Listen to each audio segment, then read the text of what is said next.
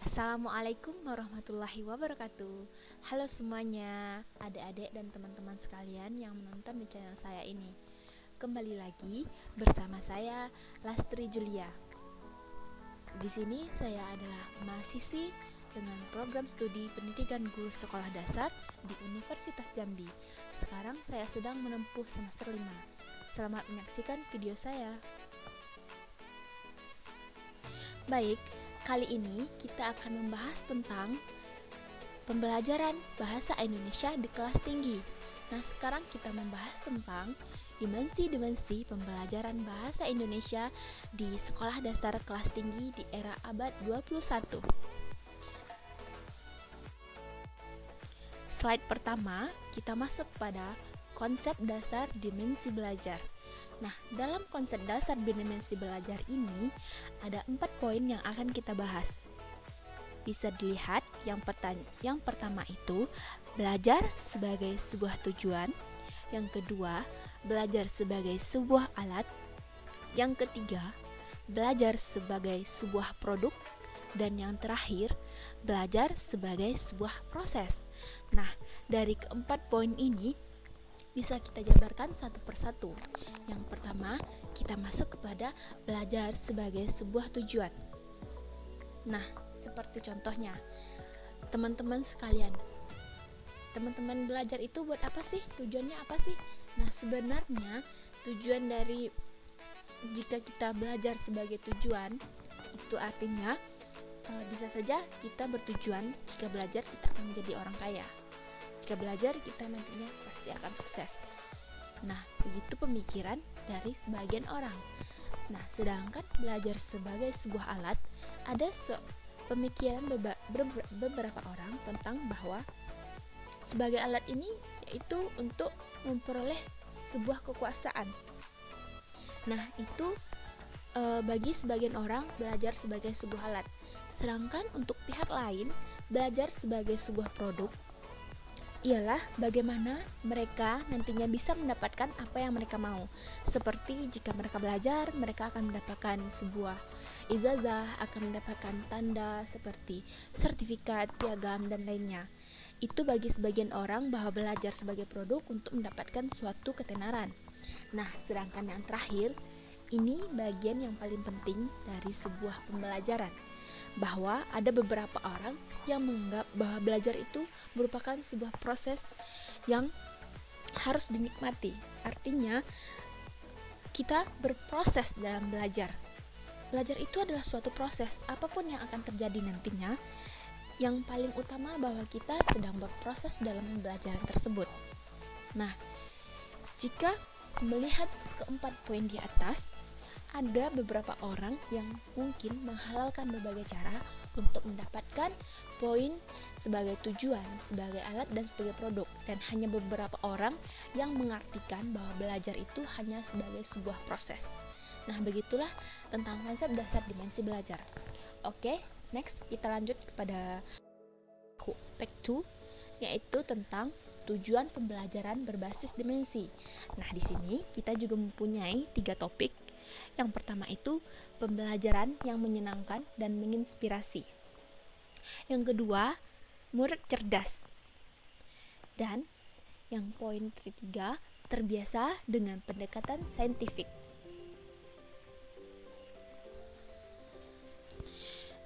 Tentang murid cerdas, di sini murid cerdas itu lahir dari 2 poin ini. Yang pertama itu pembelajaran yang menyenangkan dan menginspirasi.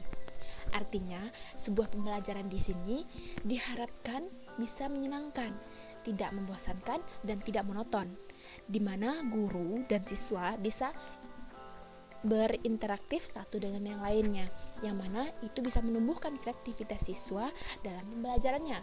Nah, sedangkan terbiasa dengan pendekatan saintifik ialah bagaimana cara guru mendekatkan diri atau bagaimana cara guru tersebut mengajarkan pembelajaran kepada muridnya agar murid merasa, wah, pembelajarannya asik sekali, wah, pembelajarannya sangat menyenangkan, ternyata ibunya baik dan kita bisa mengerti apa yang diajarkan oleh ibu itu. Nah, seperti itu tentang tujuan pembelajaran berbasis dimensi. Lanjut kita masuk kepada yaitu dimensi belajar sebagai proses. Di sini kita juga memiliki 5 poin penting, yaitu mengembangkan sikap dan persepsi positif. Yang kedua, memperluas dan menghasilkan pengetahuan. Ada poin ketiga, yaitu mengembangkan sikap produktif. Dan yang keempat, itu belajar secara bermakna. Dan poin terakhir, yaitu memperoleh dan mengintegrasikan pengetahuan. Nah, dari kelima poin ini, mari kita bahas satu persatu. Yang pertama, mengembangkan sikap dan persepsi positif. Nah, artinya di sini belajar sebagai proses mengembangkan sikap dan persepsi positif, yaitu di sini mengembangkan sikap dan persepsi positif artinya bahwa belajar sebagai proses itu ialah bagaimana kita dalam berproses itu bisa bersikap baik, lalu bisa bersikap, wah pembelajaran itu ternyata seperti ini ya, wah pembelajaran itu ternyata mengandung banyak arti ya. Dan persepsi positif itu bagaimana pemikiran-pemikiran positif itu lahir di pikiran anak-anak didik. Bagaimana anak-anak didik berpikir bahwa belajar itu penting, bukan hanya untuk sebagai sebuah alat, tujuan ataupun sarana, tapi lebih kepada bagaimana mereka berproses untuk meningkatkan kreativitas maupun kecerdasan peserta didik tersebut. Nah, sedangkan poin kedua yaitu tentang memperluas dan menghasilkan pengetahuan. Seperti poin pertama tadi, bahwa belajar di sini ialah untuk memperluas wawasan, untuk mencerdaskan dan untuk mengasah otak peserta didik, bagaimana mereka memperluas wawasan mereka dan menghasilkan pengetahuan baru dari pembelajaran yang telah mereka ikuti. Nah, selanjutnya ialah mengembangkan sikap positif. Nah, belajar itu sendiri adalah proses yang sejatinya sangat penting untuk perkembangan otak manusia itu sendiri. Seperti kita lihat jika kita bandingkan antara seorang yang terdidik dengan seorang yang tidak terdidik, itu akan sangat jauh perbedaan jika dilihat dari sisi bagaimana mereka menghadapi dunia ini. Maksudnya di sini bagaimana cara mereka menghandle hidup mereka. Sedangkan orang yang berpendidikan ini atau orang yang belajar, mereka akan mengeluarkan sikap produktif mereka. Bagaimana cara mereka untuk mengatasi setiap permasalahan ataupun mengembangkan bakat atau minat yang ada pada diri manusia itu sendiri. Nah, seperti itu.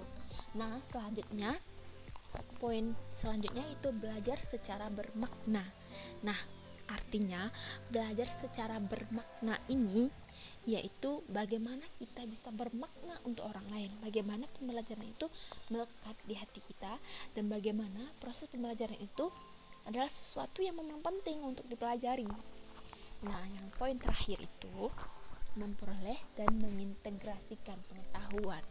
Jadi, setelah kita belajar melalui sebuah proses yang panjang, kita akan memperoleh pengetahuan baru, memperoleh hal-hal yang mungkin tidak kita dapatkan jika kita tidak belajar, dan bagaimana kita mengintegrasikan pengetahuan tersebut, atau bagaimana cara kita menyalurkan, membawa ilmu-ilmu yang telah kita dapatkan ke dalam kehidupan kita sehari-hari. Mungkin seperti itu contoh yang bisa diterapkan. Nah, setelah membahas tentang dimensi belajar sebagai sebuah proses, poin yaitu tentang belajar sebagai sarana mengembangkan sikap positif siswa. Di sini ada dua faktor. Yang pertama itu faktor eksternal dan yang kedua faktor internal. Sebelum kita membahas kedua tersebut, mari kita bahas yang pertama itu faktor eksternal. Nah, di sini ada faktor iklim atau akademik belajar, dan yang kedua ada tugas-tugas yang efektif. Nah, tentang iklim akademik atau belajar ini ialah bagaimana guru bisa mengintegrasikan dirinya atau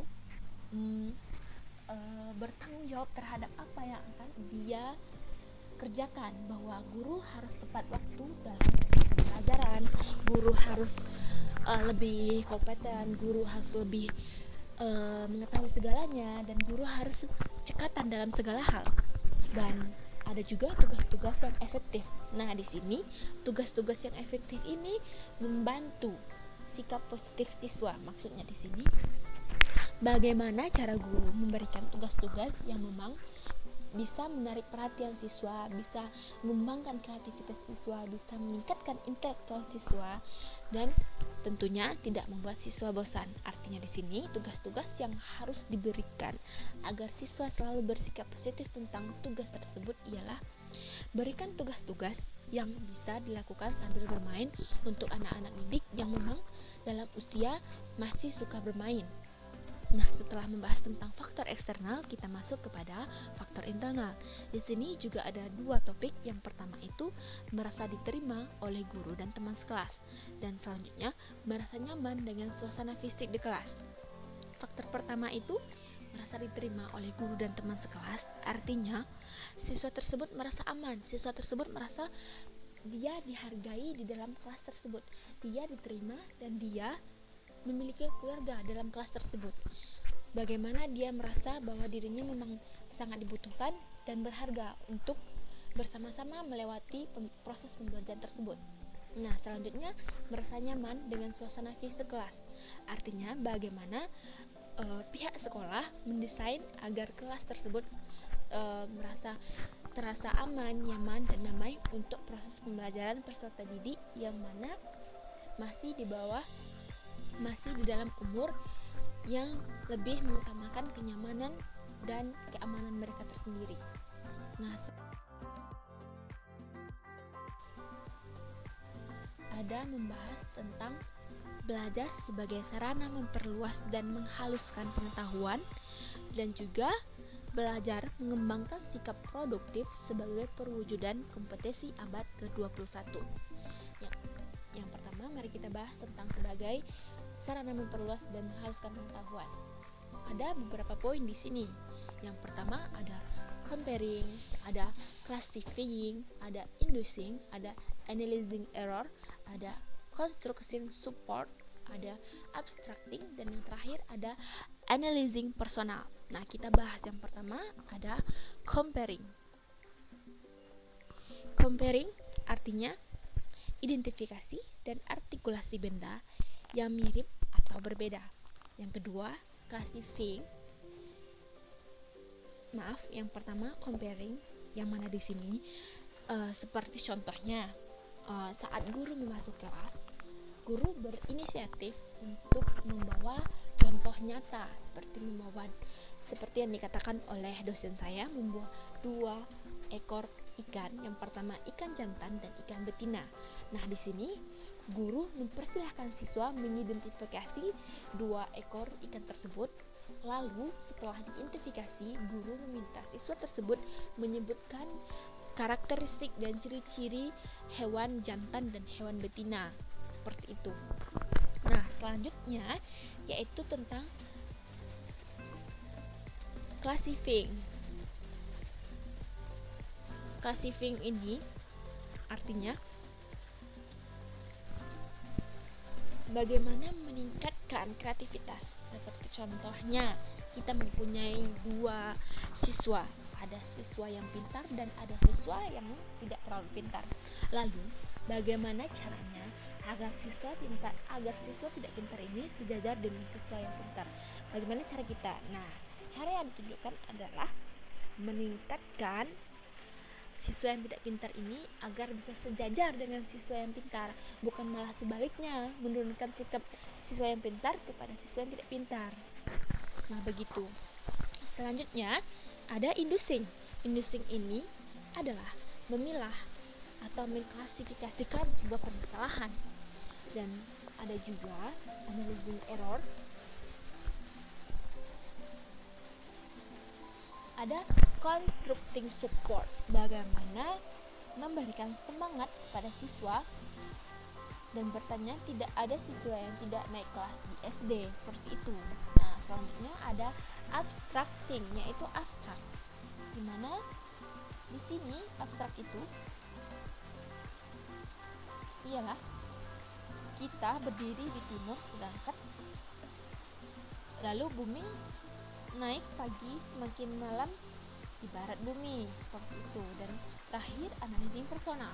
Nah, selanjutnya ada poin-poin tentang critical thinking and learning, ada creative thinking, ada self-regulate thinking and learning, ada collaboration, ada communication, dan cultural sensitiveness, seperti yang diajarkan Bapak. Yang pertama itu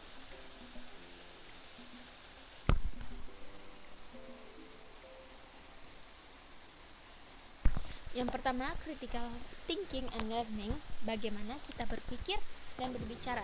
Sedangkan creative thinking, bagaimana kekreatifan kita dalam berpikir dan memecahkan suatu hal. Selanjutnya self-regulate thinking and learning, bagaimana diri kita sendiri berpikir dan berbicara.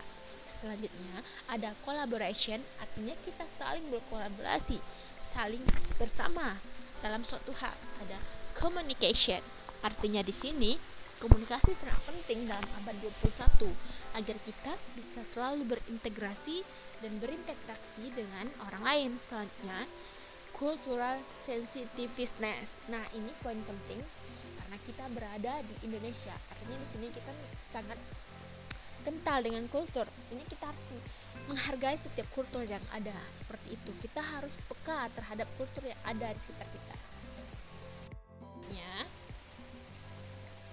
Ada belajar secara bermakna. Di sini poin pentingnya ialah cerdas. Artinya cerdas, siswa harus selalu making decision, ada do investigation, artinya menginvestigasi suatu hal. Ada experimental inquiry, artinya bereksperimen dengan hal-hal yang perlu diketahui. Dan ada problem solving, artinya mengidentifikasi sebuah masalah. Dan yang terakhir ada choose invention, artinya memilih satu hal yang akan kita pelajari. Nah, setelah membahas ini, Pack 7 yaitu belajar untuk memperoleh dan mengintegrasikan pengetahuan. Nah, belajar di sini ialah sebagai proses interaksi yang tinggi antara pengetahuan yang sudah ada given dan pengetahuan baru dalam menggunakan makna secara personal. Given, informasi dan pengetahuan yang sudah ada diproses menjadi pengetahuan baru. Artinya di sini itu dituntut keaktifan kita, bagaimana cara memperoleh informasi yang sudah ada dan diproses menjadi pengetahuan baru.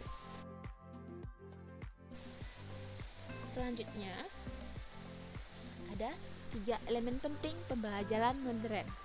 Yang pertama ada TPACK, yang kedua ada HOTS, dan yang terakhir ada kompetensi abad 21. Kita bahas yang pertama tentang TPACK. Kita bahas tentang TPACK, yaitu Technological Pedagogical Content Knowledge. Artinya pengetahuan yang diperlukan untuk mengintegrasikan teknologi dalam pembelajaran. Yang kedua ada HOTS. HOTS ini Higher Order Thinking Skills, atau biasa disebut dengan keterampilan berpikir tingkat tinggi, yang mana adalah sebuah proses berpikir yang mengharuskan murid untuk mengembangkan ide-ide dalam cara tertentu yang memberi mereka pengertian dan implikasi baru dalam sebuah pembelajaran. Nah, yang terakhir itu ada kompetensi abad ke-21. Nah, di sini kompetensi abad 21 yang harus dimiliki siswa disebut dengan 4C, yaitu critical thinking and problem solving, atau berpikir kritis dan menyelesaikan masalah. Yang kedua ada creativity, yaitu sebuah kekreatifan atau kreativitas dalam siswa belajar. Yang ketiga ada communication skill, yaitu kemampuan dalam berkomunikasi. Dan yang terakhir ada ability to work collaborative, artinya kemampuan untuk bekerja sama. Nah, itulah tentang 3 elemen penting pembelajaran modern. Baik,